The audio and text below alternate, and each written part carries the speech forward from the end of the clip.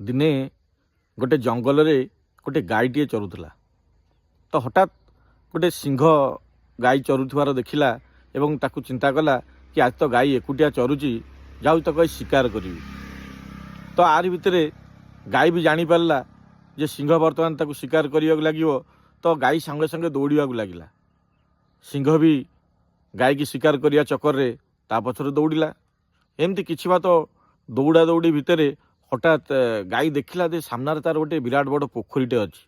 से कौन कला निज जीवन को बचाइवाई से पोखरी को डेई पड़ला। सिंह भी गाई देखा देखी ता पछे पछे से पोखरी को डेई पड़ला।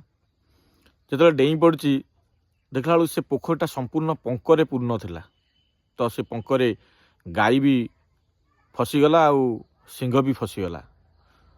किछि समय से माने चेष्टा कले से पंकरु बाहरिया पाई, किंतु केही आउ बाहरी पारलेनी। हठात गाई सिंह को देखिकी हसवा लगिला। तो गाई हसुथार देखी सिंह रागिगला आउ ताकू पचारा कौन पाई तू हसुचु। तो गाई कहला तुमर मालिक अछंती। तो ए कथा शुणी सिंह आउरी रागिगला एवं कहला मालिक, अरे मु हूँ जंगलर मालिक, मोर पुणी मालिक कौन, मु निजे निजर मालिक। तापरे गाई आउरी हसवा लगिला। कहला बंधु तुमर मालिक नांती किंतु मोर मालिक अछंती। आउ संध्या हवा पूर्वर सी खोजी खोजी आसी मते निश्चिंत एठू उद्धार करिवे। यही कथा सरीची कि नहीं सेपटरू ता मालिकर डाक शुभिला, गौरी गौरी। तो गाई मालिकर डाक शुणी एपटरू गाई भी तार बोबेवा लगिला। आ गाईर शब्द शुणी मालिक आसी से पोखरी पाखे पहुँचला एवं तार रसी साहाय्य से गाई को उद्धार कला।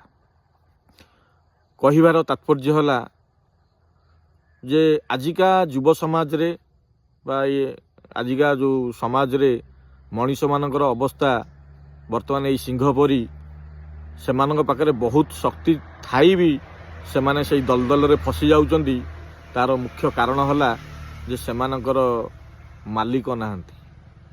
मालिक नाहांती कहले तो खराब हबो, मालिक को से माने बेखातिरी करूचंती। बंधु गोटे कथा मन रख जे जीवन रे मालिक रहिबा निहाती दरकार। आपण माने देखुथिबे जे जेतेबेले आमे बाहरे रहूचे टिके अधिक राति हो जाउची, संगे संगे आम घर बापा नले माँ नले भाई जी भी बड़ लोक अच्छा से आमको फोन करते जे पुओ तू कौटी अच्छु केतेबेले आसबू। आमे सांगे सांगे कौन करूँ ना विरक्ति प्रकाश करूँ, कहीं बारंबार आमको फोन करुच। मु कौन छोट छुआ, मु कौन कौटी हजिजी, मु कौन घर बाट देखनी, मत आ फोन करनी। आमे विरक्ति प्रकाश करुचे। जीवन रे मालिक रहिबा निहाती दरकार।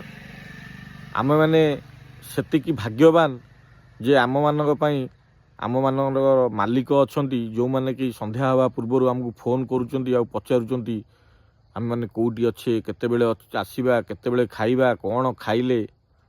सेतिपई आमे भगवान के पक्षरे कृतज्ञता जणाइबा जे आम मानकर मालिक अछंती। तो मालिक को भी आमे सेतिकी भल पाइबा दबा और सेतिकी सम्मान दबा। बुझिबा लोक निश्चित भाव में बुझीपारे। जदि कहानी भल लगी निश्चित भाव में कमेंट करेंगे आउ लाइक करेंगे। रहिली, जय जगन्नाथ।